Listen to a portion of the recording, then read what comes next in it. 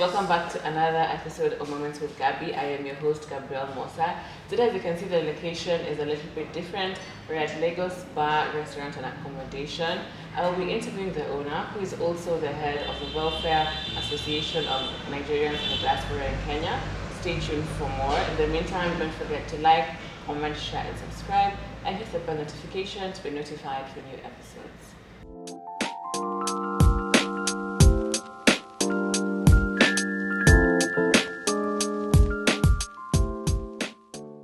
Karibu sana to the show. Asante sana. So you know a bit of Kiswahili? Yeah.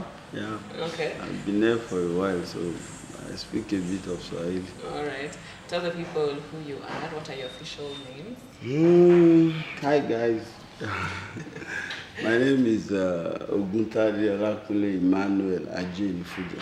Don't mind the long name. Yeah, that's Nigerian for you. I was born to Mr. and Mrs. AJENIFUJA's family, a family of 3, a Christian, and I was born precisely January 24, almost 5 decades ago. And I've been living there for a while. I actually studied, I'm an accountant, graduate of accountant. I'm an entrepreneur. And like you said in your introductory, part, I'm the president of Yoruba Association here in Kenya, and also the welfare director stroke logistic director, Nigeria in Diaspora, Kenya, NewsunplugKE, under the leadership of Advocacy. That's an association formed under Foreign Ministry, Nigeria. Okay. And we work directly with Nigerian Commission here.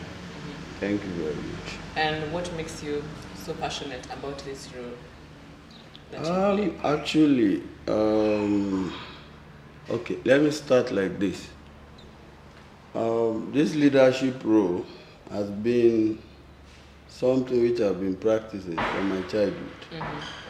And people always have your record.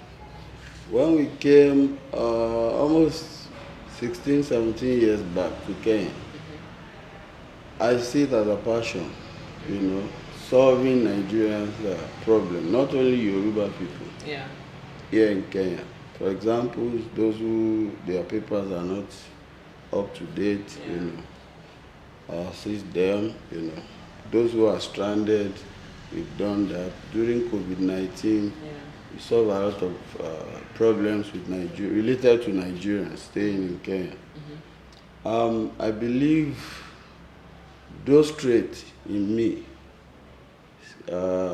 told people more about my capability. That is what prompted this leadership position. And when people call me to, I call to serve.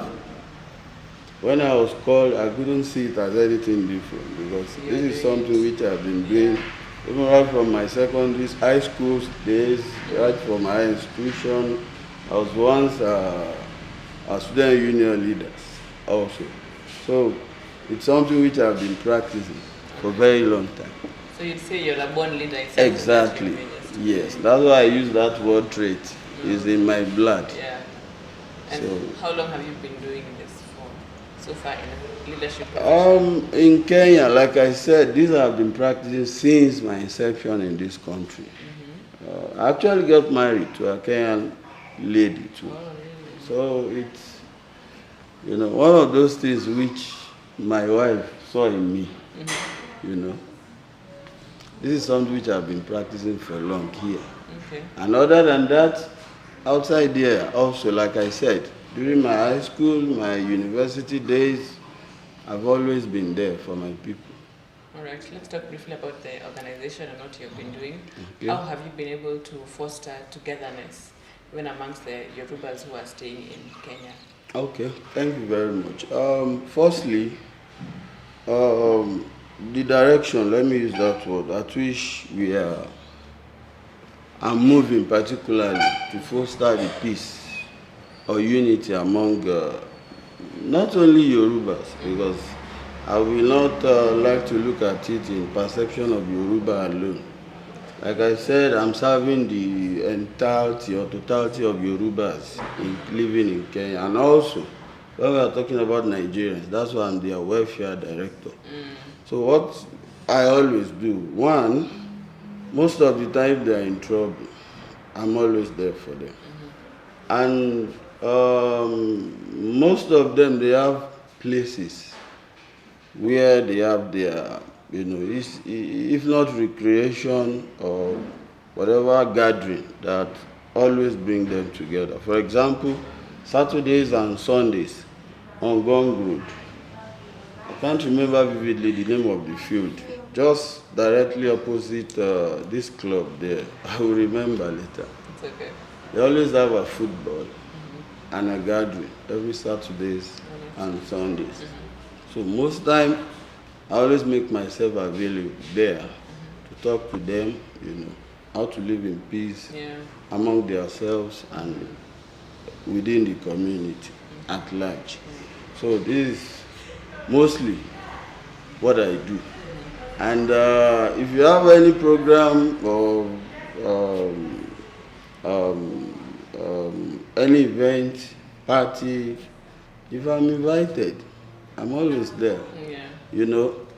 I always believe being among them, talking to them, foster a lot of, orientation, which at the end of the day, the end result will bring peace and order in the country at large. And finally, like I said, I work with Nigeria Commission here in Kenya. That's why I call myself a liaison officer, Most time, I'm the always tendering their, issues to Nigeria Commission. And at the same time, I give information to them, any information apart from our platforms. We have social media platforms where we disseminate information, among ourselves. Basically, that is what I do.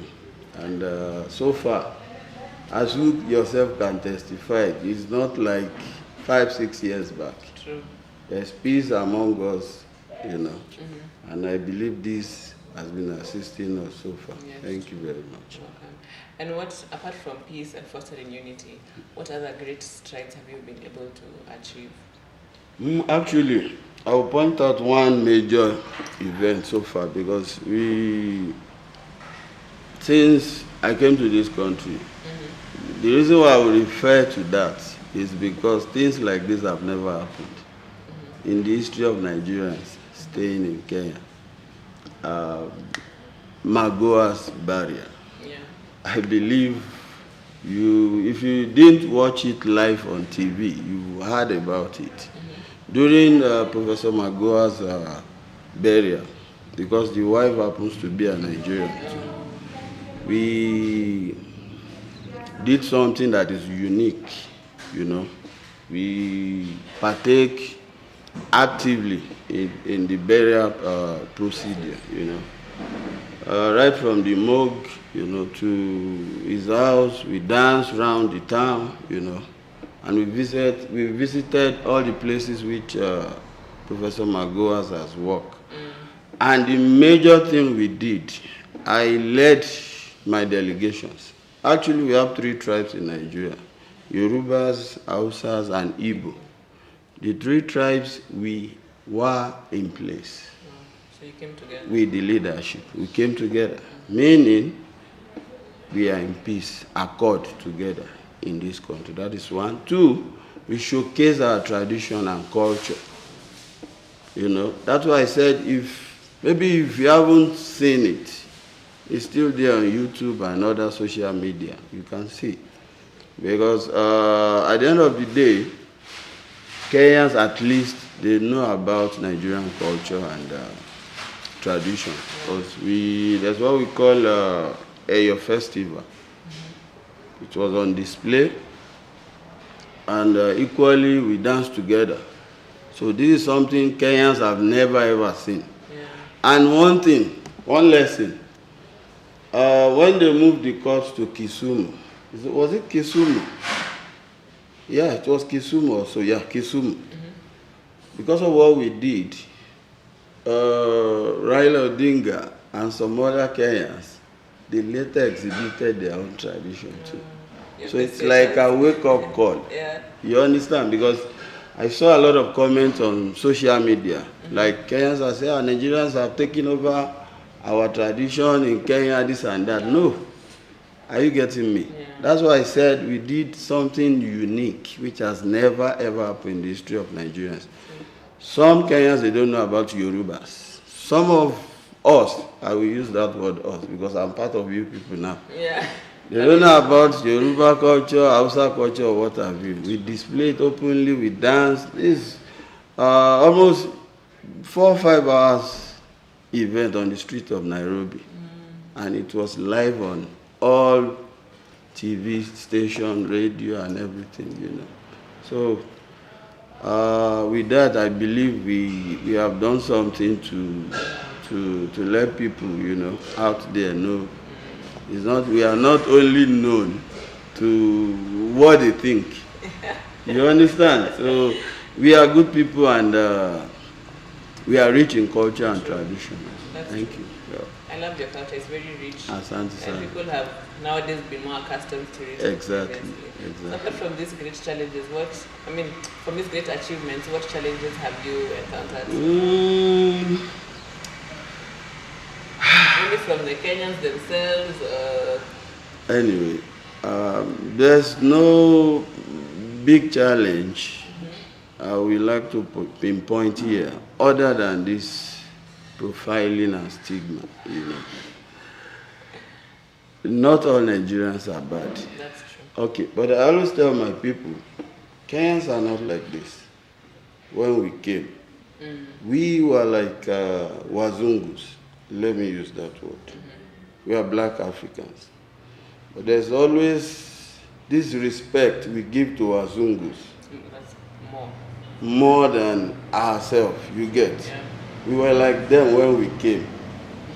I'm talking about 2008, 2009, 2010, 11, when Afro Cinema started on your TV station.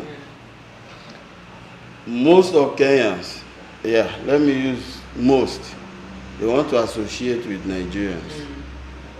When they see you, they want to talk to you, they want to chat with you, they want to have a photograph with you. Yeah. These are attributes we give to Wazungus, you know. Not until late, let me say 2013, 2012, when the issue of Chinedu's saga, popularly known to everybody here, happens. You know, it's a drug-related issue. He has issue with the Kenyan government. He was deported and that stuff. That was when this issue of stigmatization, profiling, and that stuff. But to God be the glory. That's why I always use Professor Magoa's burial as a very typical example, because to some extent, we corrected that impression. They are not only known, that's why I use that word, to what you people think. Some of us are good people, some of us are very responsible, reliable, you know. We are nurturing our families around, and so far, you know, over 15, 16 years in a country without bad record of crime or anything. It's not a joke. So at the end of the day, I always tell people out there, if you ask me, I'm one of the good ambassadors of Nigeria. A proper example. Exactly. But the point is this, not all Nigerians are bad. September 31st stroke October 1st, we had an event here, because Nigerian independence is always 1st of October. We invited a lot of Kenyans here who celebrated with us the same issues. We debated, we talked, we had, you know, chats among ourselves. Because at the end of the day, a lot of Nigerian men, in fact, every day we get married to Kenyans. Every day. That's true.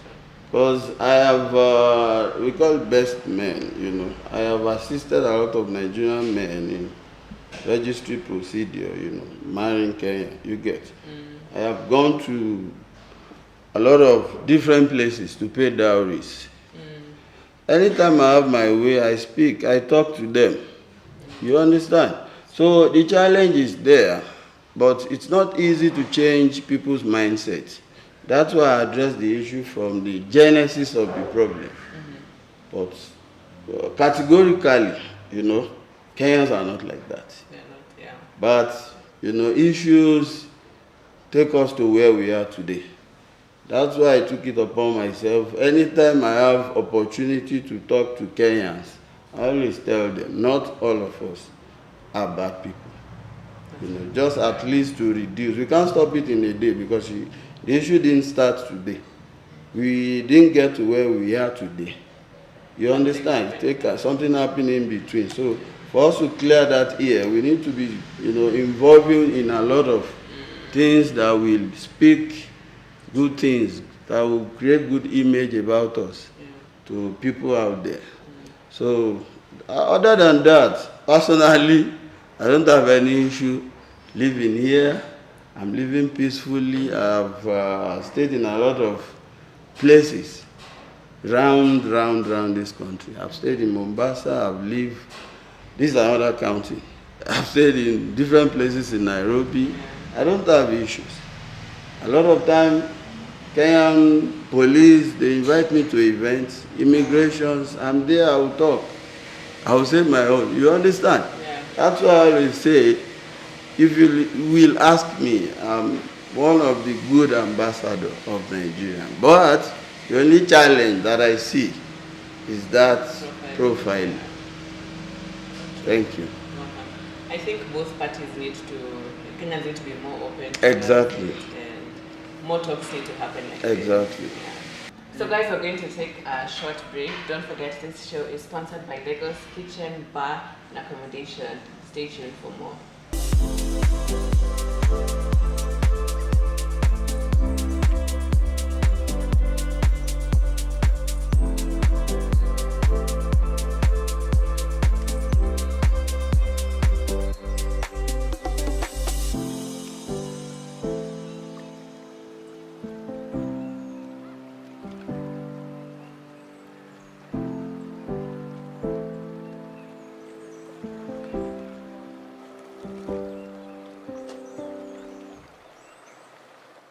Welcome back guys, and thank you for staying tuned. In the previous segment we talked more about his role and how he came about it.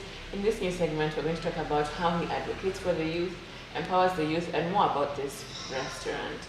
Stay tuned.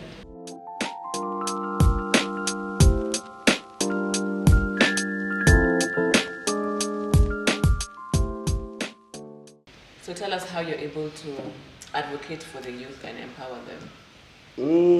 Okay.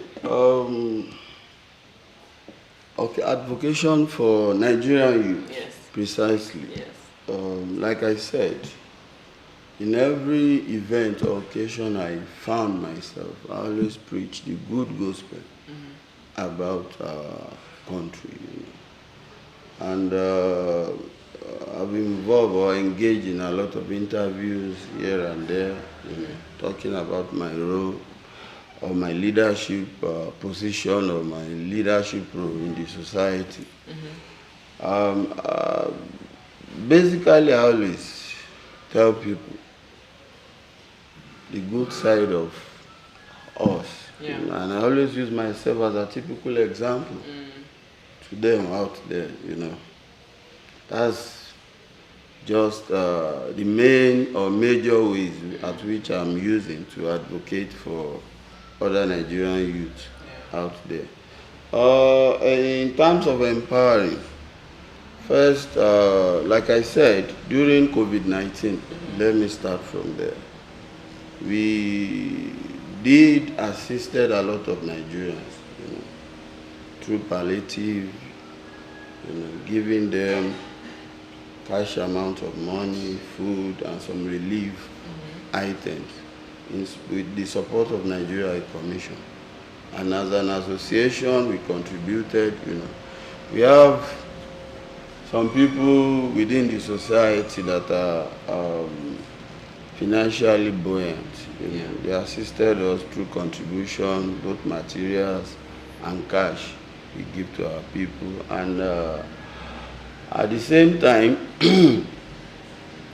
most of the time, if I hear about job opportunities, I'll give a very typical example. There was a time I was told to give them 10 Nigerians, who are ready to work with one communication company on Mombasa Road.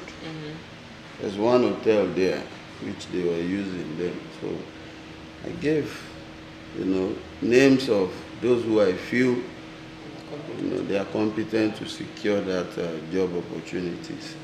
And through Nigeria Commission, we've done a lot, assisting people who are ready to invest in the country, assisting them with their papers, assisting them, to renew their documents, assisting them, through their wedding processes, In a lot of ways like that. We, as a leader, we are using to empower our people who are living in the country. Thank you. Thank you for doing all that. Santi. So aside from this, your roles, let's talk about your entrepreneurship part. Okay. You own this Lagos bar and kitchen. Actually, I don't call myself owner. I call myself co-partners. Okay. Because firstly, the entire business is not only here. We have farms, we have poultry farms, we have other investments, within the country. And the major reason why I call myself not the owner, but the partner, co-partner. One, my wife is one of the directors of the company. Two, I don't see myself as the owner, because sometimes if you are my customer and they are busy somewhere, or maybe I serve customers. So my own CEO is not CEO who will sit in the office. Yes. The last time my brother was here, I was telling him, I have an office which I might not even sit there throughout a year. Because I want to see the process, I want to see how my workers are attending to customers. I want to see where to improve upon. I want to see the lapses, the loopholes. I can't just see myself sitting down in that office. No. So that's why I don't like calling myself the owner, but one of the team. Yes. And exactly. Yeah.